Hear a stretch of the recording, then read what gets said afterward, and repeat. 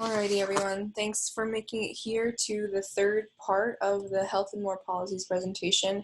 Again, I'm Holly, the CEI Healthy Communities Initiative, VISTA, in partnership with the Kansas Health Foundation. And so now we're going to look at housing and how it impacts the HCI network, and by bringing you data and later policy recommendations that would be appropriate. And again, the housing is one of the around 7 main topic areas or work areas that our HCI grantees are focused on. And this encompasses a plethora of things in terms of what the work looks like across the state. So,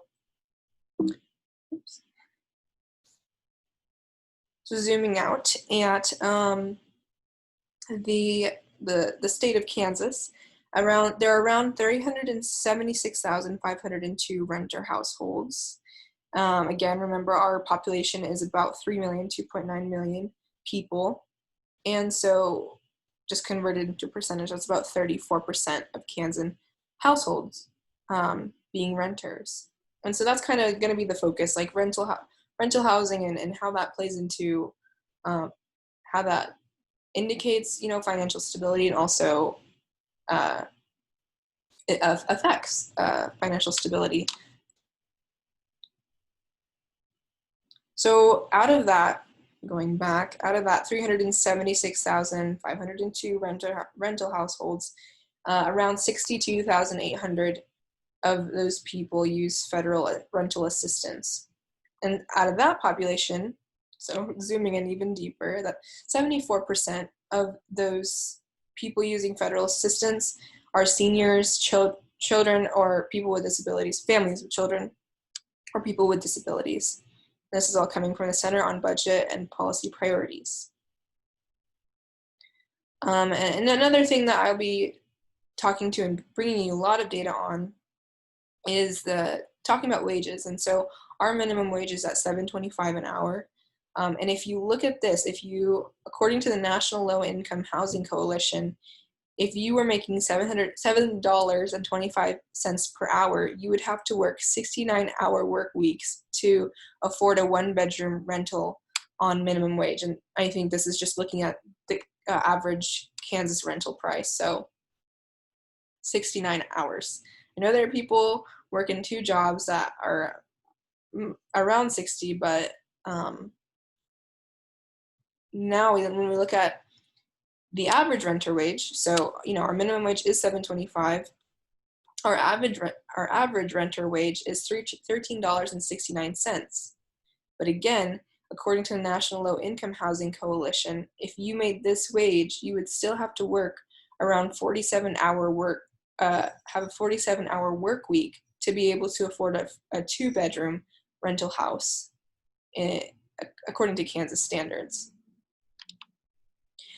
And so now, just like who are these folks that who aren't making above that $13-ish and some change an hour, that are being impacted, and who would be caught in a sticky situation if their wage was the only wage in their household. So, and again, this is all Kansas data still.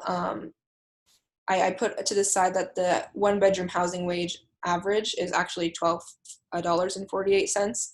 And all these, and I think I have a next page, all these positions here are, what was I going to say? All these positions here are making less than that average. And so it's just, how would you think that these folks are managing? And obviously we can think of, additional support in the household, but to know that, for example, if you were a waiter or waitress, you're making, and there are about 21,000 waiters or waitresses in the state of Kansas making about $8.99 per hour. You got fast food workers, cashiers, and these aren't just a couple thousand people. This is 20,000 waitresses, 35,000 fast food workers, cashiers at almost 33 or 34,000 people, personal care aides around 21,000 people, retail salespersons around 40,000 people, and all those people are making around $11.15 an hour. Cooks, restaurants, workers, janitors, cleaners, teacher assistants. So all these Kansans, this is in addition, altogether, this is about, let me do my poor quick mental math, 20, around 150,000 people, maybe 200,000 people in our state who are working these positions that are not making that average salary. And of course there's discrepancies and outliers, but it's just really, it was just really telling to compile this data and make that connection. Okay, and now looking into county data. So looking at the HCI counties with the highest rates of renters spending more than 30% of their household income on rent. And, if you've seen in articles or studies or research, like that 30% threshold is kind of what's determined as, you have a better quality of life if you're spending less than 30% of your income on your rent or your living expenses, essentially. So the amount of Kansas renters spending more than 30% is way above that, is pretty high. It's about 44% of Kansas renters that spend more than 30% of their household income on rent. And all these counties here, I don't think my next page, yeah. All these counties here are above that average. So we've got closer to that average is Cheyenne County at 44%. Then we go up to Butler, Sedgwick County, Harvey County, Wyandotte County, Douglas County. Wyandotte, Douglas, Riley, and Crawford are all above 50% of renters are spending more than 30% of their income on rent.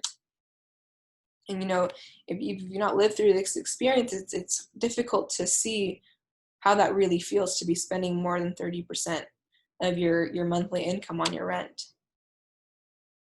And I decided to also really collect data around the Housing Choice Voucher Program, also known as Section 8 in many states. And I've dived in and collected data around demographics and just collected more details to provide a better image of what our state is looking like in terms of this program.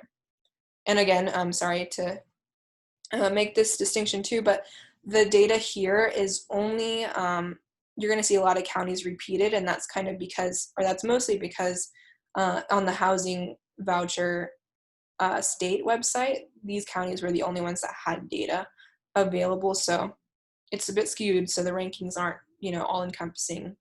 But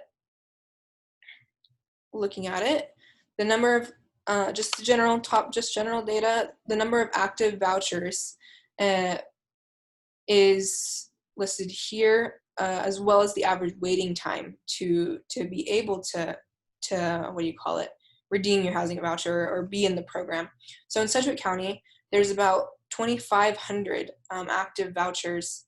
active users of housing vouchers, and the average wait time is almost 2 years to be able to have rental assistance. And in Wyandotte County, that wait time to get in the program is almost 4 years then. And there's about 1,200 active people there. Douglas County has 800 active voucher users. Johnson County has almost 500, and Barton County is at 79 active users, with the shortest wait time, along with Riley County, of still over a year and a half, or over a year, rather. And so this is the average rent of 4 people who have housing vouchers. So in Johnson County, that average is about $360, and I think if you were to compare that to the average rent in KC, that's very considerably reduced.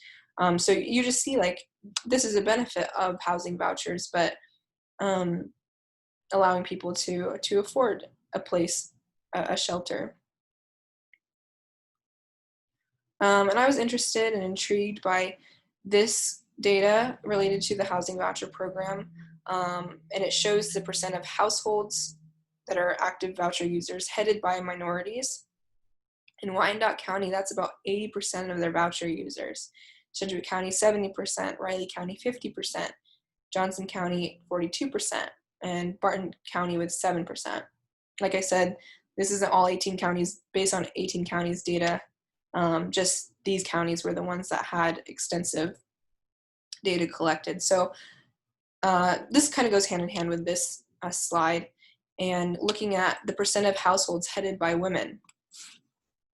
And again, in this realm, like here we had Barton County with just 7% households headed by minorities, but this section, this categorization has more than half of their active voucher users being households headed by women.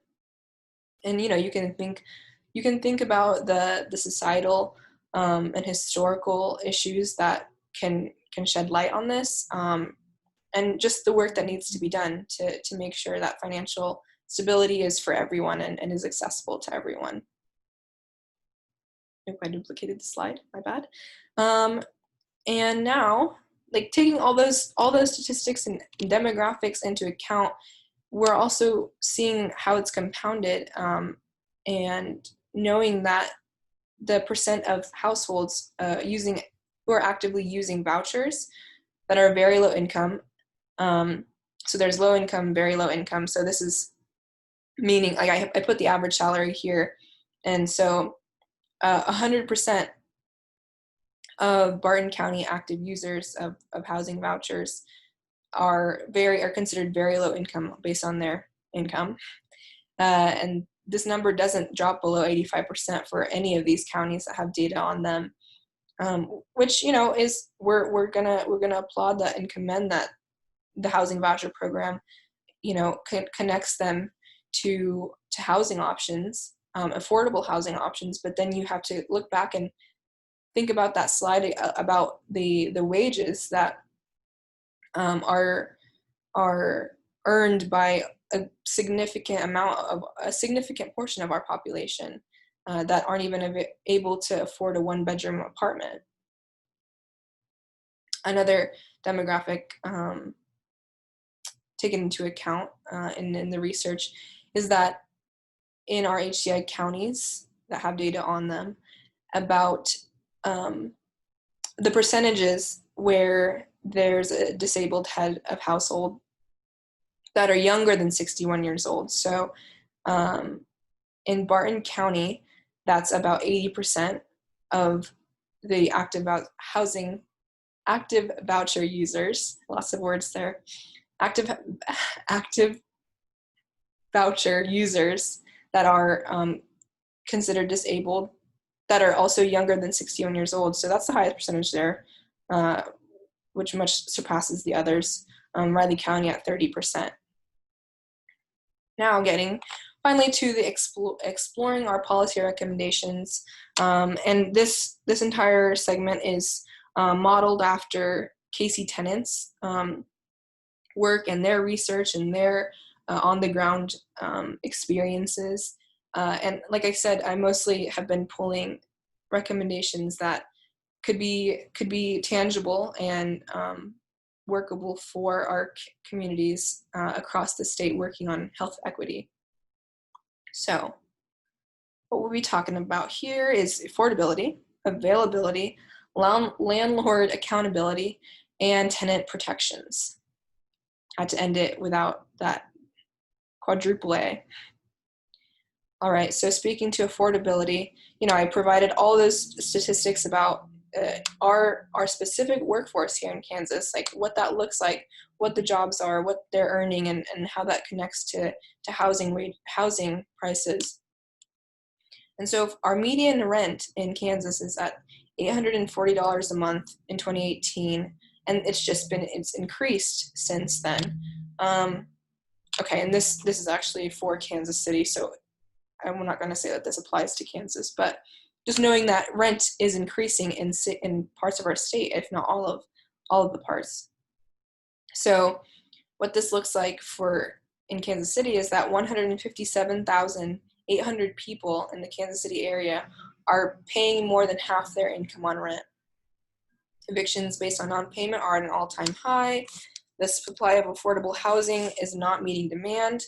And in terms of mitigations to affordability issues, there's the idea of municipal rent control options, statewide ban on rent control law, and which is what is impeding the ability to have rent controls. And so it'll be interesting if you and your group, or you as an individual, reflect on or seek out what other states have municipal rent control options, and what's that looking like for in terms of housing for their population. Now, speaking to availability of affordable housing, so I'm not necessarily finding there are issues already, but the suggested remedy is having net gain requirements, like for example, mandating a 1-to-2 or 1-to-3 ratio of affordable units lost by developments to meet community needs. So, this comes into plan with urban development, and it's your city and your local regulations that will determine what the outlay of your city looks like and what options are out there for people. So there was also a housing trust fund with about $100 million in it to fill affordable unit shortages. And this encompassed like a commitment from the city's general funds and leveraged tax dollars. And as I was saying about, your city outlay and the urban or rural planning, even inclusionary zoning blocked in 2016 would, if it was reversed, would set aside below market rate housing. Now, speaking to landlord accountability, I think this could be applicable to our HCI communities and other Kansas communities.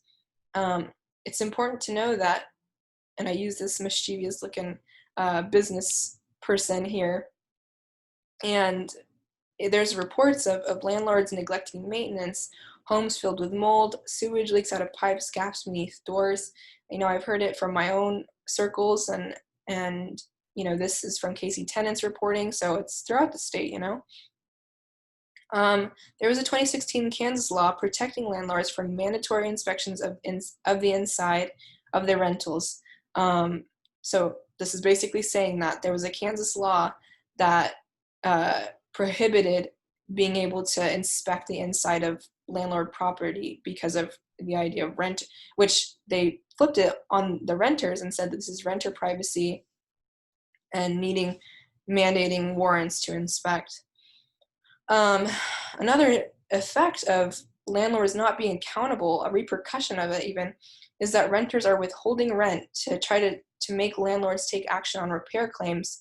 But instead, these renters are being taken to court, where landlords are winning almost 100% of the time. And this could just be in and around Kansas City, but we, I think as a collective, are aware of the purchasing power, the status of renters, the ability to afford lawyers, and legal help. So in Jackson County, there were about 42 evictions per day, and that's just again speaking to the leniency or lack thereof of landlords in our own state. And our last policy recommendation that we're exploring is the idea of tenant protections. So, renters, if they're needing, there should be relocation assistance available, and this could come at the city level or state level to mandate that. And they should have a right to counsel in a landlord-tenant matter. And again, this is all based on KC Tenants' ideas and research and lived experiences. And there's also the push for having eviction moratoriums during extreme weather during the school year. There's also a push for having rental assistance programs to stop evictions caused by illness, job loss, and other emergencies. There's an eviction remediation process with lists of reputable landlords for evicted tenants, and enforcing ban the box in the rental market to help people with criminal records be able to afford housing and to not be discriminated against. So this has been the completion of our 3-part data dive policy recommendation guide surrounding affordable housing, food security, and mental health infrastructure in Kansas. And so I hope that this presentation, this series of presentations, has taught you maybe one thing. I've learned so much from collecting the data and trying to match it up. So do what you will with this, and keep up the good work across the state.